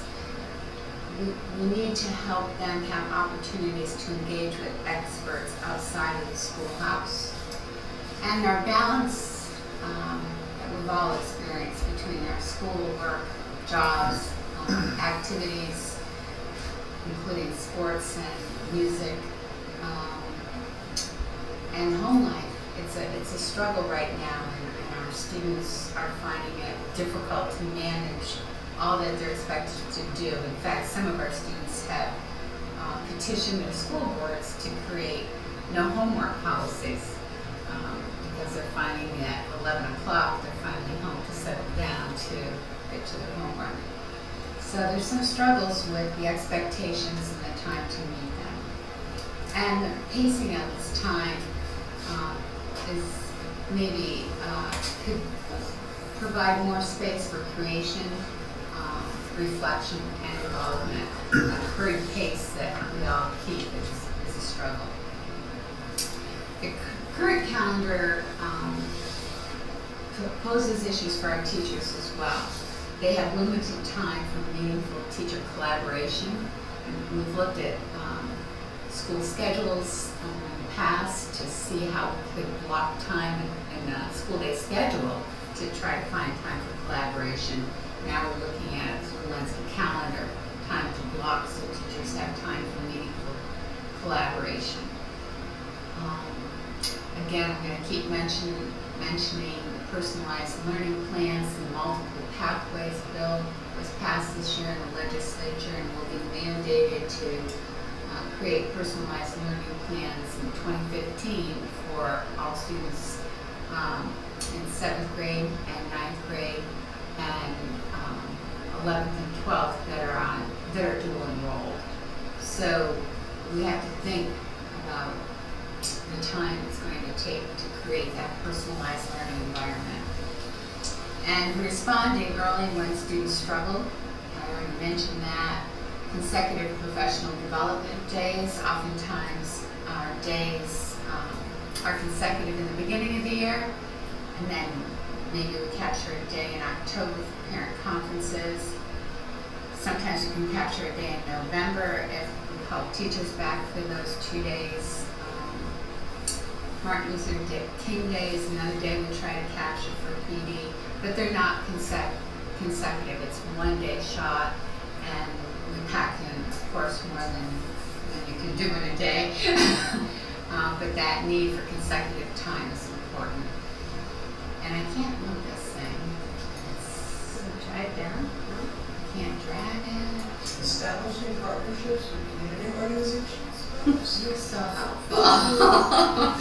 And that's the other thing. And that's kind of what Heart and Soul has done as far as introducing some community partners. Many partners in our community want to access our schools and be involved with students. So it kind of reminds me of the Jamie Coleman presentation last year when he talks about schools can't do it alone. There's so much talent in our communities, and to have those folks join us in our schoolhouses is a huge benefit to students and teachers.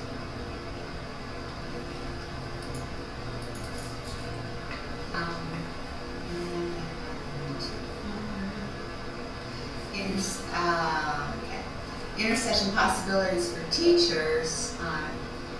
What do I mean when I talk about meaningful collaboration days? Collaboration time.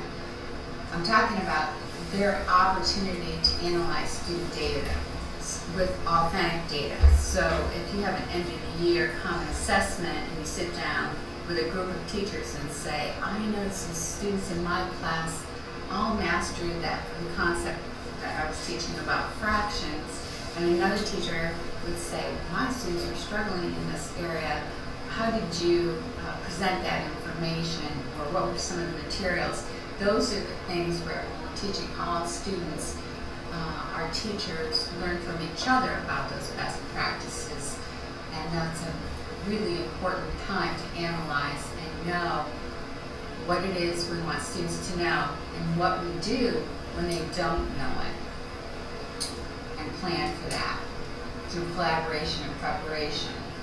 And again, customization of those personalized learning plans, and partnership and community involvement to extend learning. Now, the teachers, they're not required to be in the school during the intercession time, right? Okay. They are not required to teach during any days beyond the 177. I also didn't mention, we had 2 days for the students. We had 12 days to the calendar for teacher professional development days. So again, when you saw that calendar, there are 12 more days that we will structure in. And what the thinking behind that was, can we structure those days in consecutively 2 days every month during those intercession times for teachers? So they look over those 2 days then, So- to be able to do these. Right. So their end of the year is predictable as well. Their end of the year is predictable as well, because many of them have jobs that they pick up for the summer months too. So they are supposed to work for 189 days. 189 days. I wonder why that hasn't been mentioned in like the reader's corner.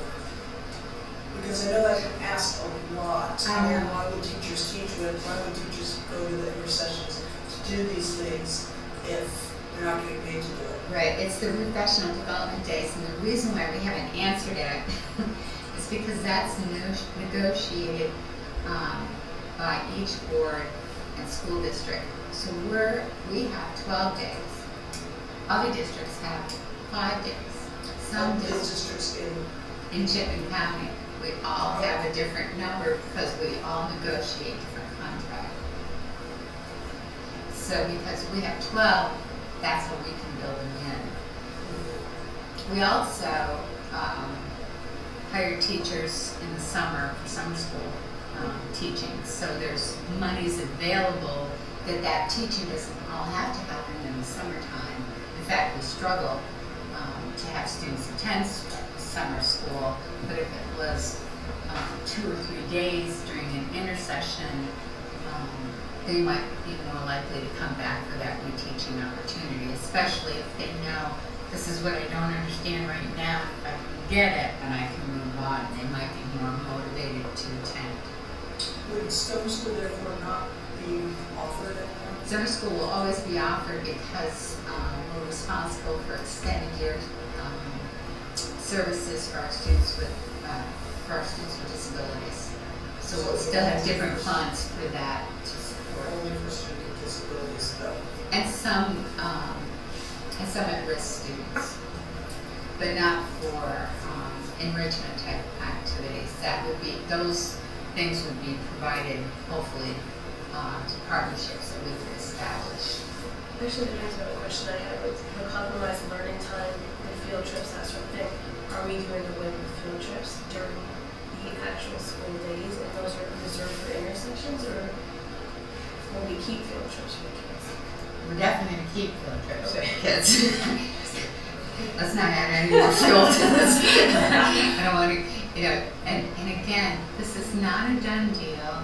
This is a conceptual conversation with the opportunity to just talk about what's not working and to think about, are there ways to chunk time differently to address some of the issues that we're currently experiencing. I'm sure you're aware of this, but it has been,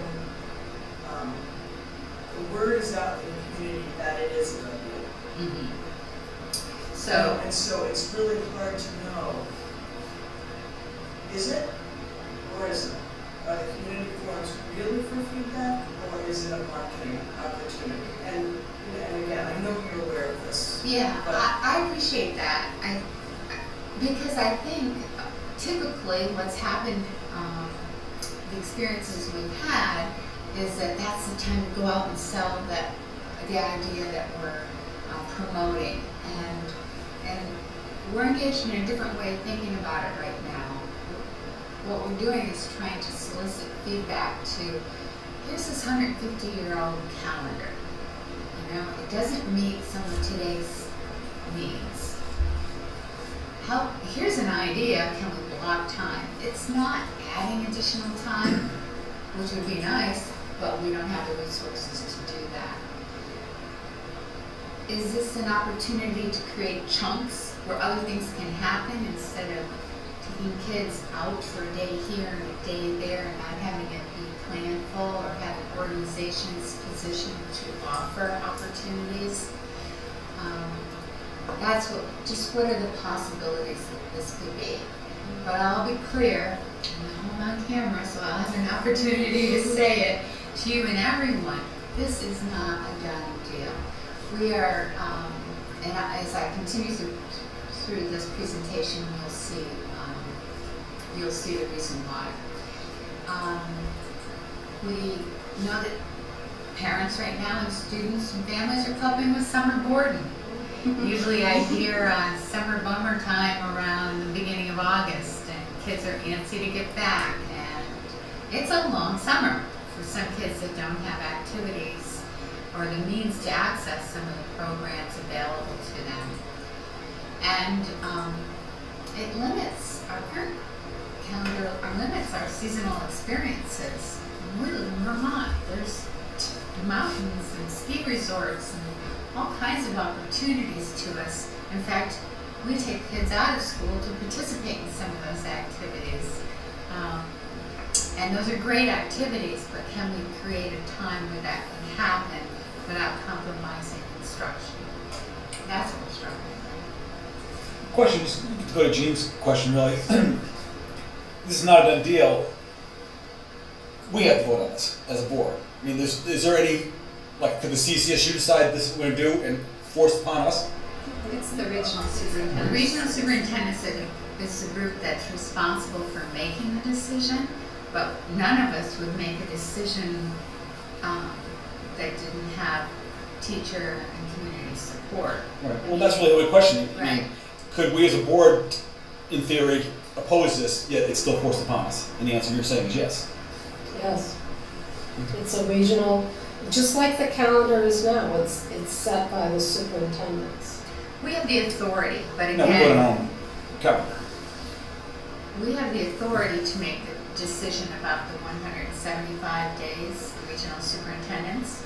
But again, I'll reiterate, none of us would be voting for something that students, parents, and community members oppose vehemently, because that's not, if our intention is to realize some possibilities and people don't see the possibilities or the needs of actualizing them, then why would we do that?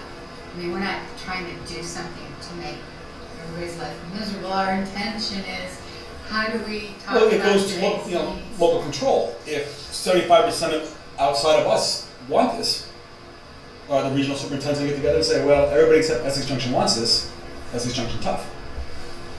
Well, and the other thing you look at is it's going to work well for some districts and not so well for other districts. They're different ages as well. I mean, we have the resources to, like you said, you've already gone out and found a lot of agencies that would love to get. What about other districts? What if they do they have that? And that's where we're in the planning stages right now. So that's the work that we have to do. The important point to make here is typically we make this decision. This is really how it happens. We make this decision typically around February. We bring that calendar back to our teachers and our principals and ask where they would put in their 12 professional development days and their recommendations around where put in those 2 student days. We bring the calendar to you typically in March, and all that's done without any engagement at all. And we just continue to perpetuate getting the same calendar that we've had for 6 decades. So the idea here is, hey, let's talk about this. Is there a way to do something differently? This might not be the end, the end product, but the true value of it is having a conversation, because we're making folks aware of what's not working. And when we're sending out truancy letters and doing things that are antithetical to school being a place for students to come and learn and want to attend, and when they don't, then there's something that we have to look at and problem solve together. So that's the important part of this conversation. And I do appreciate the conversation, because I know that's not been our experiences. Oftentimes it's, this is what it is, and you're going to like it because of this. And people who have grown resistant to trusting that this is truly an engagement opportunity. But I'm here to assure you that it is. We're just trying to find ways to evenly distribute time to accommodate for appointments and extended family trips that's happening currently. So we have students missing a week and sometimes 2 weeks from the regular school calendar for these. And the thing is, family trips are important. So I'm not saying that, these trade-offs are competing goods that are all important. How can we balance it? Which is the next slide, to improve school and family life. And then how do we access quality something in schools? Programs, quality programs in our neighborhood schools. And how do we provide opportunities for families to take advantage of the 4 youth seasons here? So it always comes down to logistics, and the logistics are no different with this calendar approach than they are with our current calendar. The first and most important question parents are asking is, what do I do with my children during that week? And so quality childcare is something that is important that we need to figure out, so that people feel confident that they have a place for their child. What are those enrichment and tutoring and remediation opportunities? How do we meet the needs, the demand for more professional development still within limited time? And transportation is problematic for those who can't get to some of those programs. That's why to have programming in your neighborhood schools allows some opportunities that don't currently exist. So after we thought about this calendar, we thought, well, we can't do this alone. We're going to need some help with those intercession periods. So we started to explore some quality programs, and we had a partner summit on July 23rd. And 64 people came to the summit, and there were folks from statewide and cross-region partners, like the Flint Theater was there, the Vermont Theater was there, several folks from the arts, our librarians were there, after-school programs were there, and 7 superintendents attended. We started talking about how can we work together for kids. What are the regional and local opportunities? What kind of programs can be created or expanded upon? Are there funding opportunities that we haven't taken advantage of because we haven't thought like this before as far as regional resources and grants?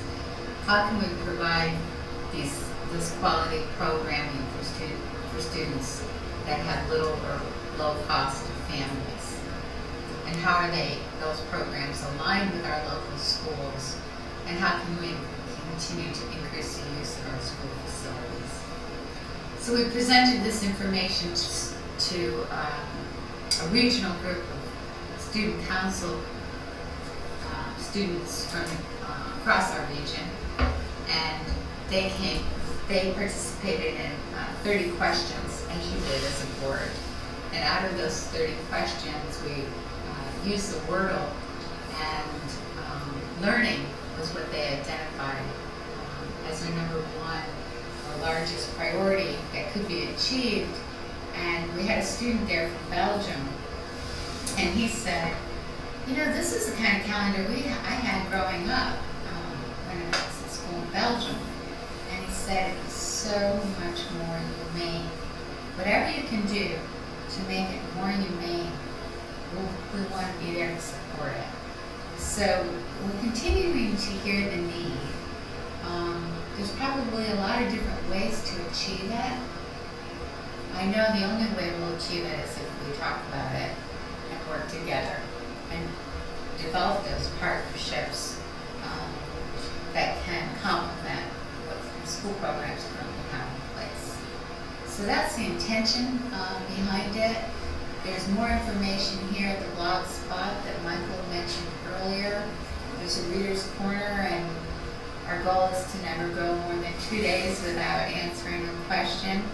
We have had many of the same questions coming to us. I think that building trust for our responses is an important point. And that's where our work is right now.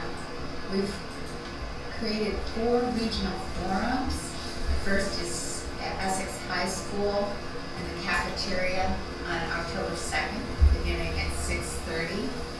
There'll be a team of 5 or 6 regional superintendents in attendance, and we want to hear from our communities through a problem-solving lens about how we could do things differently versus why this wouldn't work. We want people to share ideas about how we can make some of the changes that would better meet the needs of our youth and our teachers. There's another one on October 3rd at BFA, October 9th at Burlington High School, and October 10th at CVU. I've also presented this information to the educational leadership team last week, and we began to sketch out where they would recommend placing those PD days and the additional student days. So we'll have a draft model of what that would look like, which would be more comprehensive than when you're looking at only the 175 days. The principals scheduled all their first 4 faculty meetings in September. Every Monday is a faculty meeting. So the principals and I will be presenting this information to teachers during those times and staffs, and we'll be open to taking their input and recommendations on how to move forward. Our communications team last year created a strategic communications plan to frame engagement opportunities, and we're using that communication plan that you adopted in May at the SU board meeting to really involve community members, students, teachers, and all stakeholders in this conversation. And that's Judy, I know that I'm sure we'll see some follow-up to those forums as a board, but will you engage us before it's time for you to vote on the calendar? I mean, oh yes, we'll keep this for information. chance to weigh in on that, Right. as we learn more and. We'll be providing feedback. One example that's already surfaced from feedback was to take that intersection, I go back to the calendar. It's a great recommendation. And here's the traditional April vacation. And this first week of May, this is the time that the educational leadership team talked about. We could build in our weather days there, like 3 weather days, so that we have a predictable end of the year. And our teachers could be there for professional development. And we also have stipend money available for AP testing and exams, so we can ensure those exams happen. Kind of makes us wonder a little bit about, can you perform better in that environment when you don't have to go back to school afterwards or have homework ready beforehand? Those are just questions that kids are asking us. Hey, maybe your parents know that those AP exams are during that time, because in my experience, You haven't always so you can learn and so so I much. think we missed it, and Right. So you can learn so much from just having this conversation, for people to know where are those heavy loads in the school calendar, what are those needs, those unmet needs, and how can we truly engage in looking at it differently. So I think it'd be good too to point out when the intersessions are occurring, the dates of those, what you added in, because you see the week in October. And in February and March, you're gonna have 2 weeks as an intercession. Again, April and May, 2 weeks as an intercession. Right. So I think that's important for parents to know. Right. And right now they're open because we met, I met last week with Essex Town Superintendent, Rec and Parks, Red Luck, and Essex Town. I can see her face, but I can't. Natalie, thank you so much. Our librarians, so all of our local partnerships, and they were talking about, the YMCA was there, and they were talking about anytime we see a blackout time, we are prepared to come in and offer a program. So we can offer a program as soon as we know there's space for us. And I have to say I felt incredibly assured that the Village Kids program that's offered after school now would be offered during, just like they do now during vacation time, those weeks.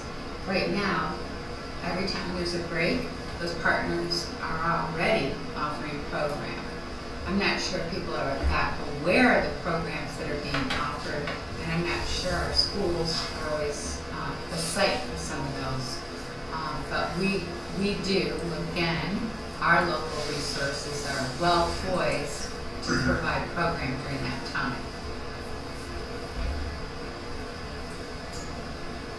If anything, I'm sometimes a little embarrassed by the calendar in that it's not a very dramatic change.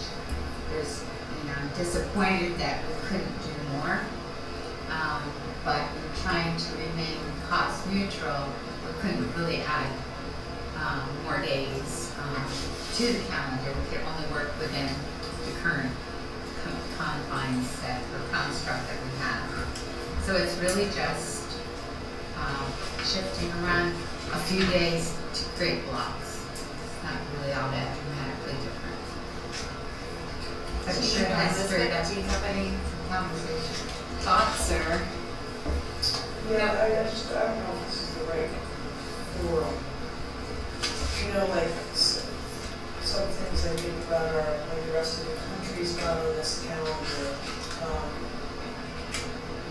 For a very, personal reason, my child wanted to do a program next summer, and if she does this program, which is out of the country, that means she would miss all of her preseason for field hockey as well as 2 weeks of school. That's deleterious. I also have family vacation at the beginning of August. My son plays football. He can start preseason, therefore during my family vacation, my family lives in Philadelphia. They're not on this. And I know that that's very personal, but I think that's probably, I'm sure I'm not the only one who has those particular issues. Well, those are the questions you need to ask, because sports won't necessarily start earlier, because the rest of the state's not doing this. Football may only start a week before school now, because our school's starting. So don't assume just because school's starting earlier that all sports are starting a week earlier. That may not be the case. So these are the questions that have to be answered. I don't think anybody's gone that far to think about this, because we're playing a lot of schools that aren't part of this calendar. Therefore, you can only start practice 2 weeks before school starts, or really before your season starts. I don't know what the rule is. So football started last week, right? Right. And there's usually a certain number of days Right. Days you can that you play. have to play before you can Have your first. play in the scrimmage. Right. Right. It's also the fact that there are a lot of schools in the country that have tried a non-traditional calendar. I remember this too, and then gone back to a traditional calendar. It seems like in some ways we're revisiting something that has already been proven to not support the goals that it had originally. So why would we do something that's already not really works? I have lots of questions, but I'm not going to, but one of the, concerns I have is, I understand how much kids lose over the summer. That's a really big issue. I think that's one of the things we really think about. On the other hand, I'm a teacher, and if I have 2 weeks off, it's kind of the same thing. It's just a microcosm issue. But I feel like potentially you lose the momentum that you get. And that's been my experience thus far. And then also really how it's going to work for a lot of low-income families, or even middle-income families who can't afford to have their kids in camps. I know I've talked to some people about this is great, we can go on vacation. A lot of people can't do that. And basically, any sort of infrastructure and logistics about how the teachers will use, like who will be doing intervention, who will be doing enrichment. I think there are lots of great possibilities here. Thank you for saying that. At least being open to it, I think that I Well, appreciate. I came in with certain misconceptions. As Jean said, there's a lot of talk going on here. And I also was told it was a done deal.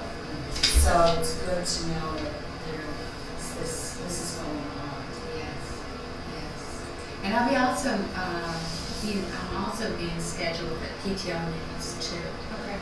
So teachers will have an opportunity for engagement during the whole month of September, and I hope to meet parents locally during the month of September as well, so that when you go to the forum, at least you'll know, some of those facts that you'll be grounded in knowing that we are open to listening and hearing about. There might be possibilities we haven't thought of yet. I have to say, I really am excited about the idea of having our weather days pre-scheduled because one, we don't end up converting that to instructional time because it's hard to tack something on at the end. That's my primary reason. And the second reason, because I served so long as a principal, 8th graders have their promotion nights, and oftentimes we're juggling the end of the year promotion night, and families, sometimes grandparents have plane tickets to come and share that event. It's a big deal and want to be together. And I would be changing like weeks sometimes for those events. And that just seems unfair for families who have those needs to be together for some special ceremonies. So that predictability, I think at the end of the year is really important, and I think it'd help us utilize our instructional time in June more better than we do currently. So thank you. Yeah, thank you for coming and being willing to Thank you. listen and see what it's about, no matter what your thoughts are on it. I appreciate that you're learning about it. And encourage more people to do that and come to the forums. And if you have ideas on how we get people to the forums, feel free to share those too, because, you know, I really thought you would have a crowd here tonight. It's so hard, yeah. It's so hard to get people to engage. Talking about it, but Yep. here we are. Yep. So I appreciate the two of you coming and being willing to have some dialogue. And you will see more of this. Thank you, Judy. Is there a proposed update to the CCSU website? Later on?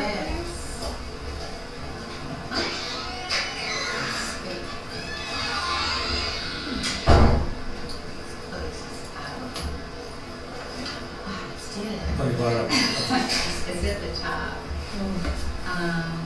You want to go to the other one first? I want to go to the demo.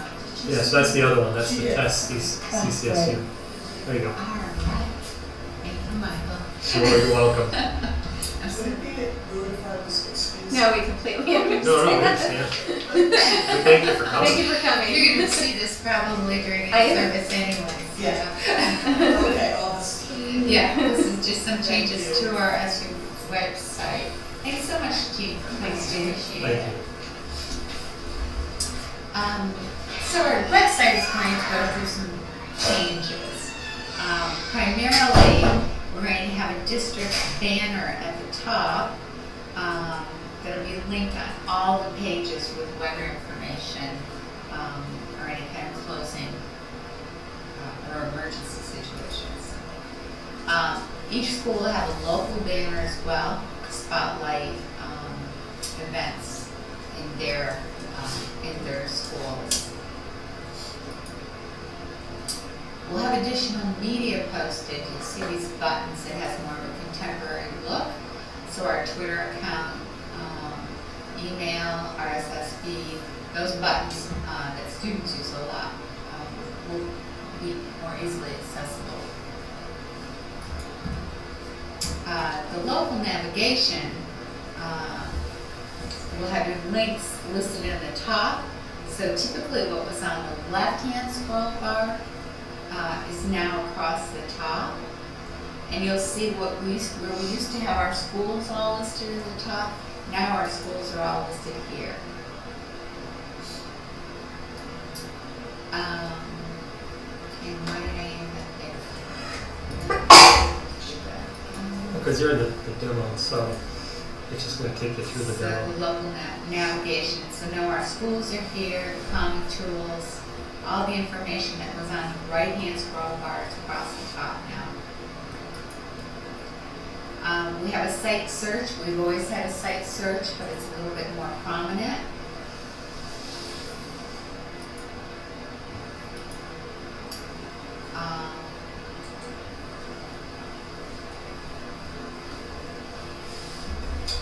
This is where, because we're using what they're calling the real estate of the web, the information isn't crunched because we used to have a right and a left-hand scroll bar, and you only have that center section.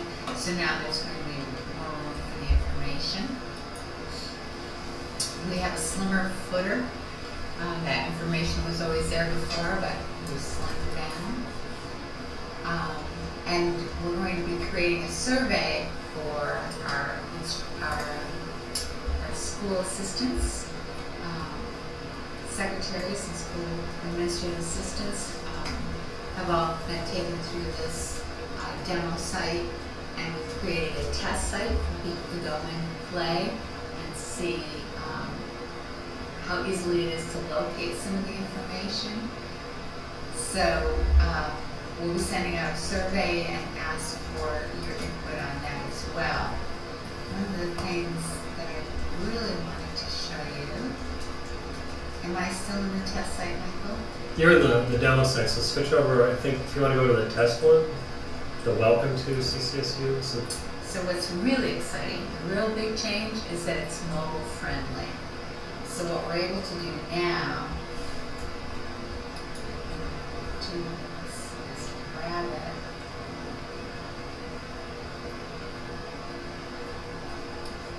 I'm trying to find maybe I'm supposed to.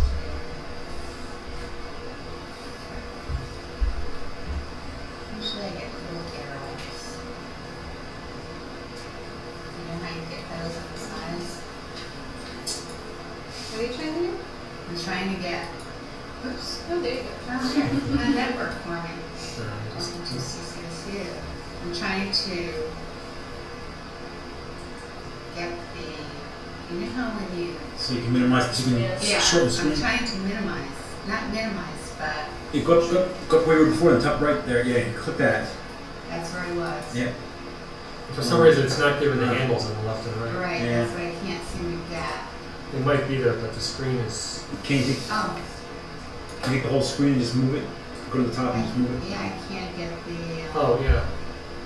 maybe it's just the way it's appearing on the smart board. Yeah, because your screen, your image is larger than the smart. Either that ones. or just where the is that blue across the top there, Try to bring that down. and just yeah. Uh-huh. And now you should be able to maybe either slide it to the left or right, and then you might be able to get some handles on it. You go to the top right, go to the top again, and grab the blue. Go to the top. Just to the left I of the see smart what you link mean. And just thing. try to move the whole screen. There you go. Now can you get an arrow there? And now you might Okay, but I'm not getting. now go to the right side. Yeah, yeah. Hmm. Huh. That's interesting. Okay. Can't get it to go. Well, if I knew how to manage this, it would be a better Yeah. opportunity to show you that right now when you look at the website and you try to do it on your phone, you can only see a small piece of it. And this is now created so that as it is minimized, you still get the full information and you're able to go to the links. But I can't do it on the smart board for some reason. Sorry about that. But we'll send you the test site so you can play around and give us some feedback, and we'll send you the survey too, so you're going to be used in. Well, this test site, the only thing you can only get to it if you're on the CCSU network. I mean, if you're on the network. In schools. Yeah. Yeah. So then work it. And now I can do it on this side. At any rate, those are the updates, and I think the mobile-friendly version is going to be appreciated certainly by our students. And me. And you. And anybody else who's using their smartphone.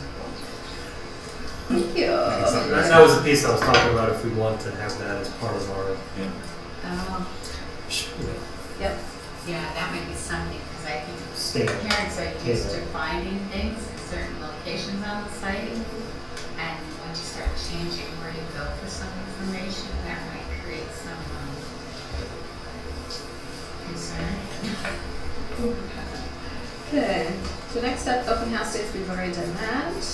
Preparation for joint meeting. So we've set our village trustee meeting for September 10th, beginning at 6:30 at the village offices. Would you say September 10th? Yep. Yeah. Was that something already on our list? That's a Tuesday, isn't it? Yep. It's in the. It's in the ordinance. What time does our meeting start with that? 6:30. I think 6:30. I got you first on the agenda. Can't manage the website, but I can get you first on the agenda. So, you'd like us to frame the conversation for this joint meeting? Do you have any guidance on that, or? Well, I think it's, what questions do you have about how things are working? And I think you raised some of them during your planning day. And you might have an opportunity to see what their experiences have been with the agreement and what's working. And since you're obliged to have the meeting in September and March, you might want to also inquire about the status of the study. The last time we were, the recreation study that they were doing. The last meeting you had with them, you heard a little bit about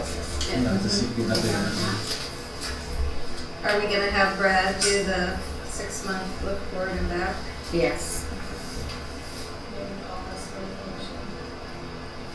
I don't know if Paul had any to add. I couldn't hear you, what? Is it maybe if Paul has any information? That's a good suggestion. I can ask him to, Because we had asked Paul to look at the council and the way that is, what's that called? advisory Council and how it's, structured. what their roles are, the structure. I think we should, getting a conversation about that. Yeah, I think we can have a conversation there about it. So Michael and I will get together before, a week or two before, and sort of structure That conversation Yeah. and And if anyone has anything to add, email us. I'll try to email us before. And then, yeah. And then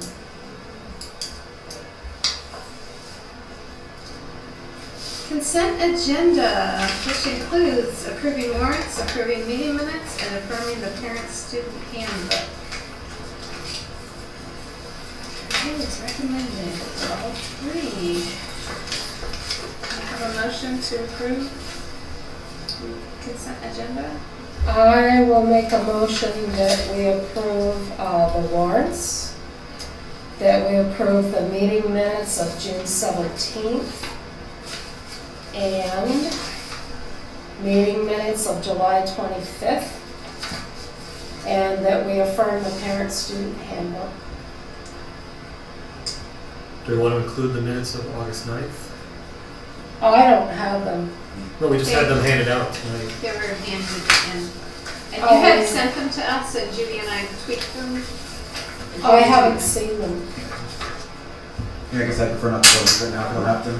Yeah. So we can put those to next. I haven't seen that. Okay. So Marla motions to approve the warrants, the meeting minutes for June 17th and July 25th, and to affirm the parent-student handbook. Do I have a second? I'll second that. Dave. Any other discussions? All those in favor? Right. Aye. Opposed? Motion passes 5-0. And we will just table the other ones for the next. sure. Future agenda items. FY14 year-end report update.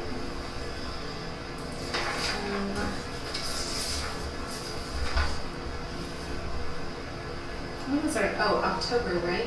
Mm-hmm. So we'll have our October task 14th. team updates. Next meeting's October 14th, Mm-hmm. 30:30 at Hiawatha. Hiawatha. On a tour to see the new space. That they did a fabulous job on it. It's great. Which one was 2 days? An hour? Probably one or so. We usually typically do it at one. Right. Give them a chance to dismiss school. But I'll let you know as soon as I Coordinate know. with the college to make sure. Yeah. And this bid for be meeting in October, then, right? So we're pushing this out 2 months. Yes. So we'll have task team updates. I'm sure we'll have some sort of calendar 2.0 update. Yeah, the report out on forums. Right. Or Is just, that too early to have, budget discussions, give ideas to Grant for, how? I think that's typically November yeah. or November maybe, but I mean, It's not, never too early to start thinking Right. about it. But I think That's for more he'll money. be forming the other, I think Start he'll early. be forming the other words. We have to wait our turn in line. So, are you talking, our next meeting's in October? Yes. So you're talking about when do we decide on a budget direction? If you have any ideas, toss out now. Does it need an extra month of discussion or whatever? Do you have any good ideas? Well, I think if there's things that we want to hear about, if Judy or Aaron or Amy know of things that they're looking for in the budget, that's a change in a program, I would love to hear about the programs earlier than setting budget guidance myself. Because I had a question on is our capital fund, and that's getting down real low. We've enjoyed a surplus there for a number of years. So in the not too distant future, we're going to be in deficit really, in the sense that we're not putting in the money we're spending. So do we want to start adjusting that? I mean, these are the questions I'd like to see. Start adjusting that long term rather than waiting until we're at zero and. Right. Right. Well, actually, Grant included in the org notes the 2015 budget calendar, and on 10/14 is the end of year status report. So you'll have how this last year ended, and your budget guidance is at that meeting. So budget guidance, and I thought it was in November. So I'm glad I checked. You know what's missing on this calendar? What? Is there's a warning window.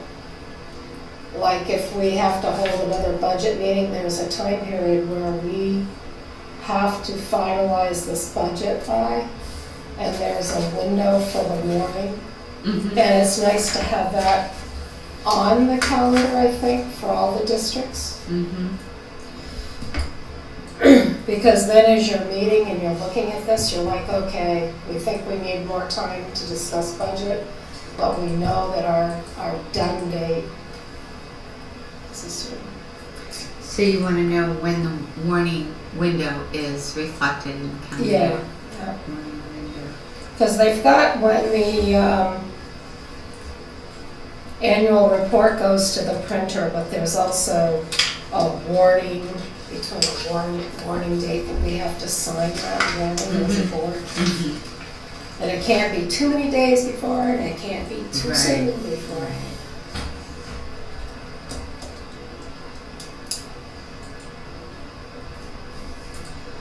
Post-meeting communication opportunities, we've sort of discussed that. Right. Good to go? Meeting's adjourned, 8:56.